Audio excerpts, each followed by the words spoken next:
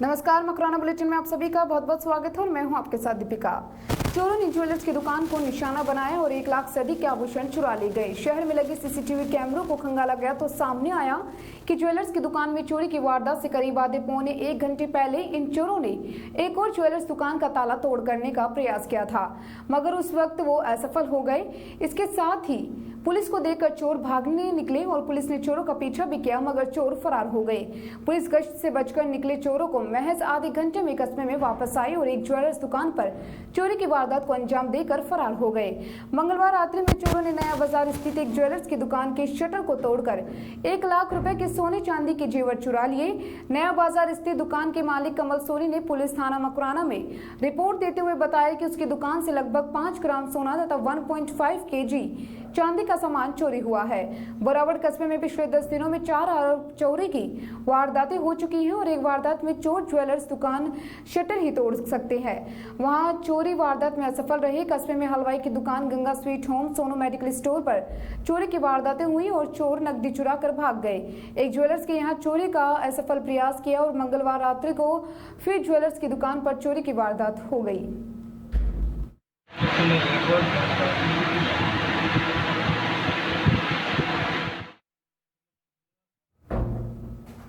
जन अधिकार सेना संगठन ने उपखंड अधिकारी को डिटवाना को यूपी के मुख्यमंत्री के नाम ज्ञापन सौंपा। ज्ञापन दलित बच्चे के साथ सामूहिक दुष्कर्म के दोषियों पर कड़ी कार्रवाई करने की मांग की है। ज्ञापन में लिखा कि 14 सितंबर 2020 को गांव बुल्लागड्डी, जिला हाथरस, उत्तर प्रदेश में दलित समाज की बेटी मनीषा के साथ इंसानियत को शर्मसार करने वाली घटना घटित हुई।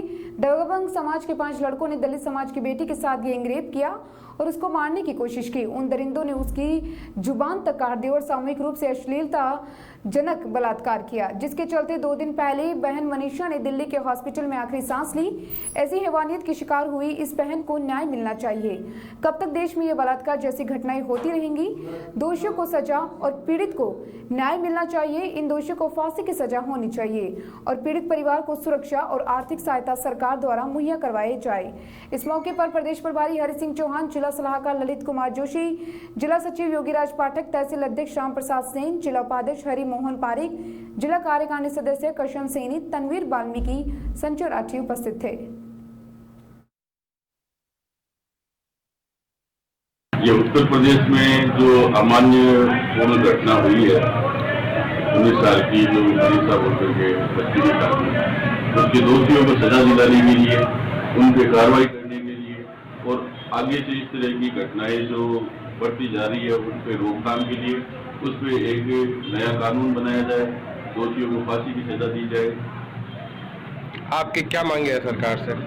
हमारी यही मांग है इस विषय पे कि इस तरह की अमान्यपूर्ण घटनाएं आए दिन देश प्रदेश और ग्रामीण क्षेत्रों में बढ़ती जा रही है, जिसको लेकर के सरकार को एक नया कानून बनाना चाहिए।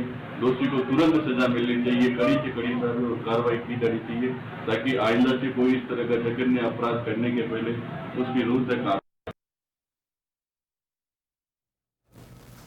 देश प्रदेश में यौन हिंसा व एसिड बलात्कार और महिलाओं के प्रति हिंसा के मामले बढ़ते जा रहे हैं। ऐसा ही मामला उत्तर प्रदेश के हाथरस में बीते दिनों सामूहिक दुष्कर्म का शिकार बनी युवती की दिल्ली के सफदरगंज अस्पताल में मंगलवार को मौत हो गई। इस घटना के बाद देश भर में लोगों के भीतर जबरदस्त आक्रोश है। इस कड़ी में कुचामन सिटी में भगत सिंह यूथ ब्रिगेड प्रदेशाध्यक्ष परसाराम भुगालिया और जिला अध्यक्ष मुन्ना लाल काजवाल की अगुवाई में बुधवार को राष्ट्रपति के नाम उपखंड अधिकारी को मांग पत्र सौंपकर दोषियों को जल्द से जल्द फांसी की सजा दिलवाने की मांग की और मांग पत्र के माध्यम से बताया कि जिला हाथरस के गांव बुलगड्डी उत्तर प्रदेश में पिछले दिनों 14 सितंबर को घटित घटना में आरोपियों द्वारा किशोरी के साथ सामूहिक बलात्कार की रीढ़ की हड्डी तोड़ी गई और जीभ भी काट दी गई। घटना के बाद किशोरी को अस्पताल में भर्ती करवाया, लेकिन पीड़िता ने 14 दिन बाद दिल्ली के हॉस्पिटल में दम तोड़ दिया। उन्होंने राष्ट्रपति के नाम ज्ञापन देकर मांग करते हुए मांग की कि पीड़ित परिवार को आर्थिक सहायता व परिवार के किसी एक सदस्य को सरकारी नौकरी देते हुए दोषियों को फांसी की सजा दे। इसके साथ ही बड़ी दुख की बात है कि देश में इतनी बेटियों के साथ दुष्कर्म हो रही है और सरकार देश की बेटियों को सुरक्षा नहीं दे पा रही। अंकित शर्मा व समाज सेवी राजकुमार फौजी ने बताया कि उत्तर प्रदेश के हाथरस चंदपा थाना क्षेत्र के गांव बुलगड्डी जैसी यह घिनौना घटना भारत में पहली बार नहीं हुई है। इससे पहले भी अनगिनत कांड हुए हैं। पुनरावृत्ति को रोकने के लिए कठोर कानून बनाए जाए तथा तुरंत अपराधियों को उनके कृत्य की सजा दी जाए, जिससे आमजन में सुरक्षा की भावना पैदा हो और इस प्रकार की घटना देश की बेटियों के साथ दोबारा न हो सके। गैंग रेप व हत्यारों को फांसी की सजा की मांग की ब्रिगेड प्रदेशाध्यक्ष परसाराम भुगालिया व जिला अध्यक्ष मुन्नालाल काचवाल ने कहा कि देश की बेटियों की सुरक्षा बाबत कानून में संशोधन करवाकर हत्यारों बलात्कारियों के लिए फांसी का प्रावधान रखा जाए, जिससे अपराध देश में बढ़ रही है ऐसी घटनाओं की पुनरावृत्ति न हो, इसके लिए अपराधियों को फांसी की सजा हो। ऐसे अपराधियों के लिए चौराहे पर फांसी की व्यवस्था हो ताकि ऐसे अपराध करने वालों में खौफ पैदा हो। इस मौके पर छगनलाल जोशी, रवि भार्गव, प्रशांत शर्मा, राजेंद्र मंडा, मदन लाल लीलड़ सहित भगत सिंह यूथ ब्रिगेड के कार्यकर्ता मौजूद रहे।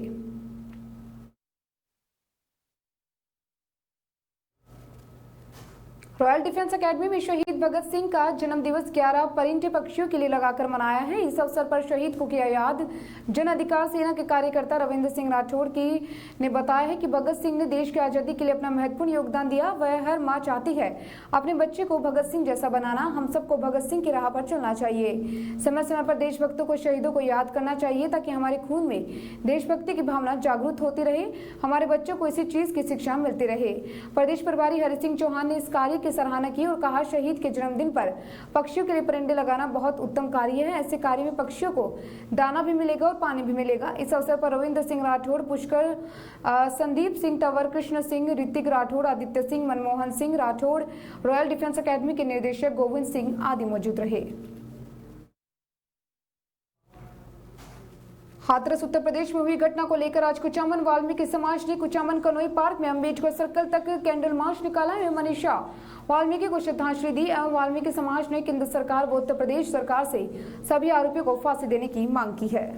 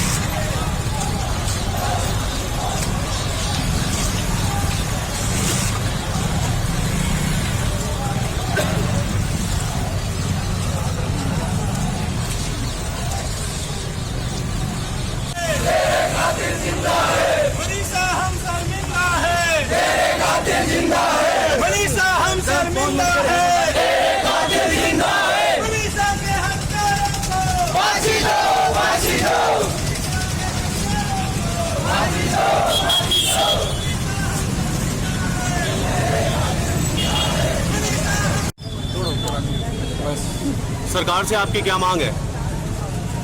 हिंदुस्तान सरकार से हमारी मांग है कि जो बहन मनीषा वाल्मीकि के साथ हुआ है उसे इंसाफ मिले, जो अपराधी है उन्हें फांसी की सजा हो। और उत्तर प्रदेश सरकार से हमें बहुत खेद है कि उन्होंने रात को 2 बजे मनीषा का अंतिम संस्कार बगैर उसके परिवारजनों के मौजूदगी में कर दिया। और हमारे भाई चंद्रशेखर आजाद भीम आर्मी के यूपी बॉर्डर पर जाने की कोशिश की तो उनको गिरफ्तार कर लिया गया। वाल्मीकि समाज न दबा है न दबेगा। याद रहे, अगर मनीषा वाल्मीकि जी के साथ अगर इंसाफ नहीं हुआ तो पूरे हिंदुस्तान का वाल्मीकि समाज एक होगा। हम अपना काम धंधा रोजगार सब ठप कर देंगे, साफ सफाई बंद कर देंगे।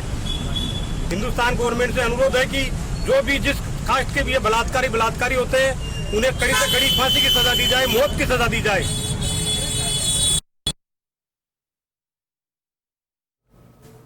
बुधवार को सुबह शहर के काला नाड़ा जहांपुर में गंदे पानी जमा होता है। विचरण कर रही गोवंश घास के कारण उस दलदल में फंस गई है।